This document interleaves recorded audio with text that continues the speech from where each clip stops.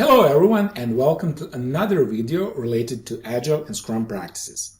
If this is your first time you've come to my channel, my name is Dan and I post reliable content about Agile and Scrum practices to help you learn, grow, do more and become more. So a small thing that you can do to help us reach more people is just hit that like button real quick and be sure to subscribe, and let's get into it. In this video we will talk about premature Scrum adaptation. Premature adaptation to Scrum is the stage which often leads to the famous Scrumbut situations. Scrumbut means that Scrum has exposed a dysfunction that is contributing to the problem, but it's hard to fix. A Scrumbut retains the problem while modifying Scrum to make it invisible so that the dysfunction is no longer a thorn in the side of the team. A common example of premature adaptation of Scrum is that a team will look at the Scrum events and decide that they won't work for them. Sprint planning meetings get shortened or don't include the whole team and result in sprint backlogs that contain more work that the team can handle. Daily Scrum meetings become status meetings, or worse, these meetings are removed from the schedule. Sprint review and retrospective meetings are rushed or get skipped too.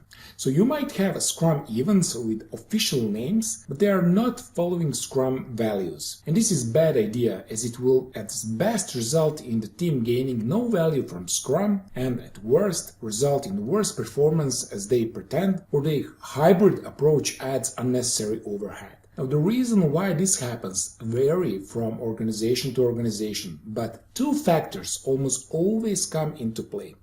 First one, any change is hard and requires work and learning. In times of stress, people easily revert to the old familiar behaviors. And also Scrum is easy to learn but difficult to master. It's like playing a chess where you know how to play, but when you are playing with an experienced opponent, you soon realize that you don't know how to deal with it. So there is much more to Scrum than simply organizing some of the Scrum events. Everyone on the team needs to be disciplined about making sure that they are doing what they can to help the process work well. And the second factor is to adapt Scrum practices before you adopt Scrum. The practices will help you understand and internalize the new way of working. Resist the temptation to customize Scrum until the team has a sense of how the practices add value and support Scrum principles. I truly believe if you follow Scrum by the book, literally by Scrum the guide, for 4 to 6 sprints at least, you will be just fine and will be certain to allow the time to sprint retrospectives. Use retrospectives to explore how the process affects collaboration and delivery, and thus providing aha opportunity as people see the behavior that Scrum framework enables.